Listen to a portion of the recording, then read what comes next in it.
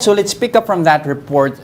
Prices remain high 7 months into the implementation of the lower tariffs on agri imports here. How effective really were the lower tariffs in agri products in reducing prices?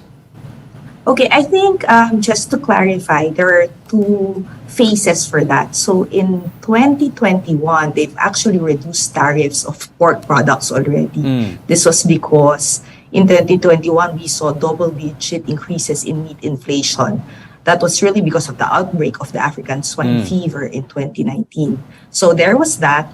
We've seen this meat inflation go down in 2022 to single digits. So it really was effective in addressing this kind of shortage. In 2022, mid-2022, we had the Ukraine war earlier, 2022, right? So corn prices were increasing.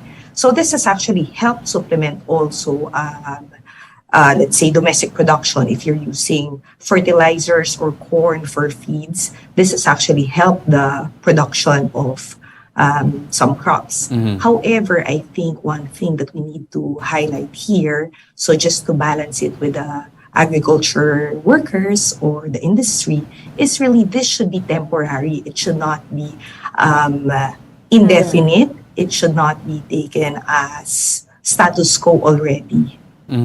But how temporary is temporary? Is that 1 year extension enough? Should that be the cap? And at the same time, like what you mentioned, it's going to be a delicate balance here between making sure that we have ample supply, at the same time supporting the local agriculture sector. Well, I guess that depends on how things progress, right? In 2023, we expect some of these products, the prices of these products, to go down a little bit.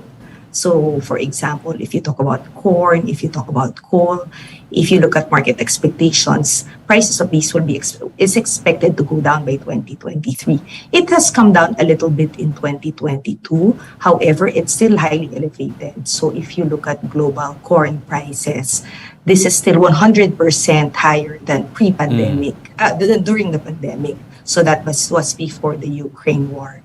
I think reading through some of the things that was mentioned by the DA, they do want to do a regular review of the tariff, I think quarterly or semi-annual, which is very important. And also, I think one of the things is that communicating when they would really lift the EO or when they would stop the lifting of the tariff is actually important. This has, for example, for pork, this has been extended, right?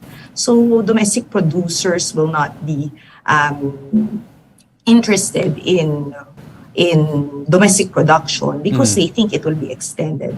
But if we say that there is an end date for this by end of 2023, the agriculture industry should be ready already to supply domestic production or domestic consumption. That should actually help